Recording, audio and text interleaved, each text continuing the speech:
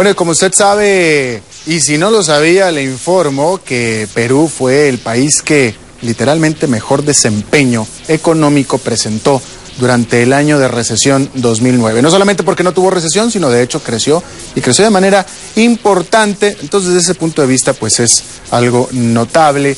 Este país está estrenando ministra de Economía. De hecho, es ministra de Economía y Finanzas. Lleva 3 semanas en el ministerio nada más y ahora está pues conociendo el terreno. Está en Washington, yendo a visitar a las figuras de interés. Mercedes Arauz, ministra de Economía y Finanzas de Perú. Muchas gracias por la visita. Muchísimas gracias. ¿Cómo está, Alberto? Gusto de verlo. Igualmente, gusto de verla de nuevo. ¿Se reunió usted con su colega Timothy Geithner? ¿Cómo le fue con el secretario del Tesoro? Muy bien. Bueno, como usted sabe, Perú y Estados Unidos tienen una relación económica muy importante, particularmente vinculados por el acuerdo comercial que firmamos y ya tenemos vigente desde el año pasado. Y era importante hoy día tener una relación mayor a través de los temas de la materia económica y el desarrollo económico. Y bueno, tenemos toda una agenda adelante en temas de fortalecer nuestro banco, el Banco Interamericano de Desarrollo, y por eso teníamos una reunión también vinculada a la temática de la capitalización del banco. Ahora, como estábamos estableciendo, Perú tuvo un desempeño bastante bueno en el 2009, de hecho ha venido teniendo un desempeño bastante bueno en los últimos 6-7 años. ¿Qué perspectivas tiene usted de crecimiento para Perú en este 2010, que debe ser mejor año? Bueno, definitivamente ha sido importante el año 2009, muy difícil, con una tasa de crecimiento de alrededor del 1%, con una baja tasa de inflación, 0.25%, lo que nos permite ver que este año vamos a tener una tasa de crecimiento aproximadamente entre 5 y 6%. Podría ser más, pero tenemos que ver cuáles son las perspectivas del mercado internacional. Y lo que tenemos que es administrar adecuadamente esta tasa de crecimiento nuevamente para tener un proceso de reducción de nuestro impulso fiscal, que fue el que nos permitió sostener el año anterior, y seguir en el proceso de crecimiento sin tener alteraciones muy grandes, sea por una apreciación cambiaria, que algo de eso ya se está sintiendo, o por potenciales impactos que podría venir de la inflación internacional, si es que esta sucediera, en particular si sube mucho el precio del petróleo. Claro. Hablando de este impulso fiscal, señora ministra, en Perú hubo críticas al ministerio pasado, al ministro Carranza, de que este masivo paquete de impulso económico que estableció el gobierno, que bueno, pues se hizo en todos los países de América Latina, pero en el caso particular de Perú no se aplicó con la rapidez que muchos querían, y todavía de hecho hay muchos fondos disponibles para usted para seguir aplicándolo. ¿Cómo lo van a aplicar? Y si usted lo va a aplicar de una manera más eficiente, si es que no se aplicó así.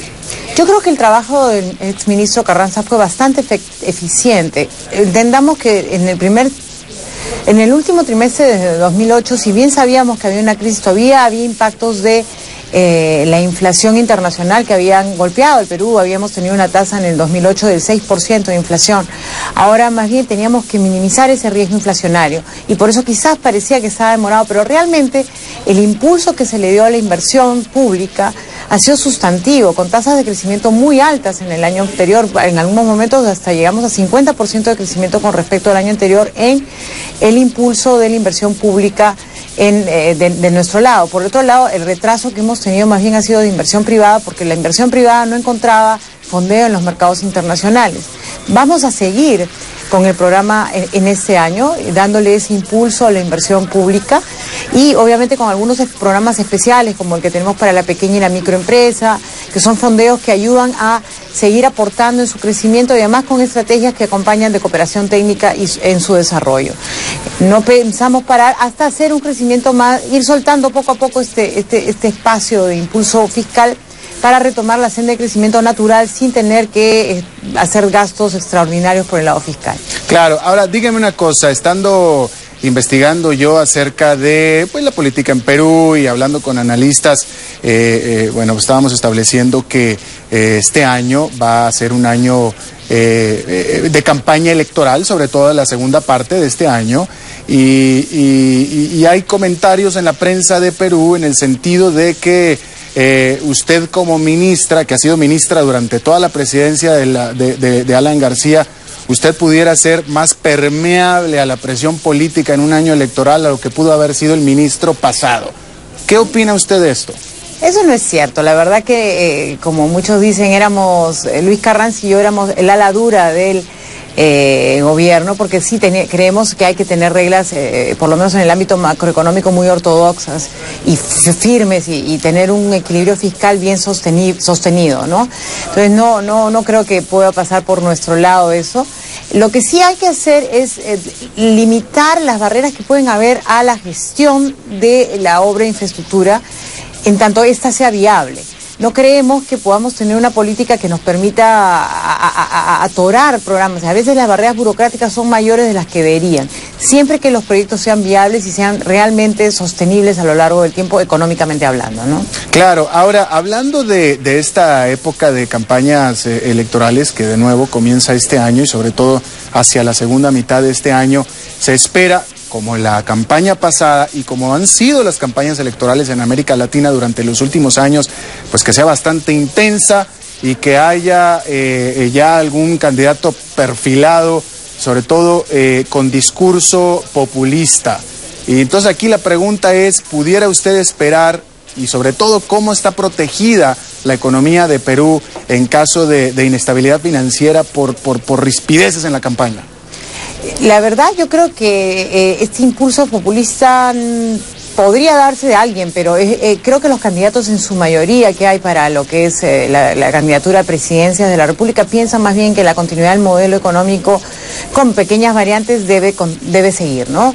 Hay ya 20 años de experiencia de un país que ha decidido crecer de una determinada manera, un crecimiento integrado al mundo, por eso hemos hecho los acuerdos comerciales, los TLCs, integrado al mundo y a la misma vez con una fuerte focalización del gasto para tener alivio y solución a la pobreza. Entonces, nuestros programas económicos desde hace casi 20 años ha permitido que la sostenibilidad del crecimiento económico de Perú no sea un milagro de un día para el otro, sino un milagro realmente de una decisión política global, ¿no? Pero ¿usted está de acuerdo que una campaña electoral media extrema, tipo como la que sucedió en el periodo pasado, puede traer, pues algo de temor hacia los inversionistas?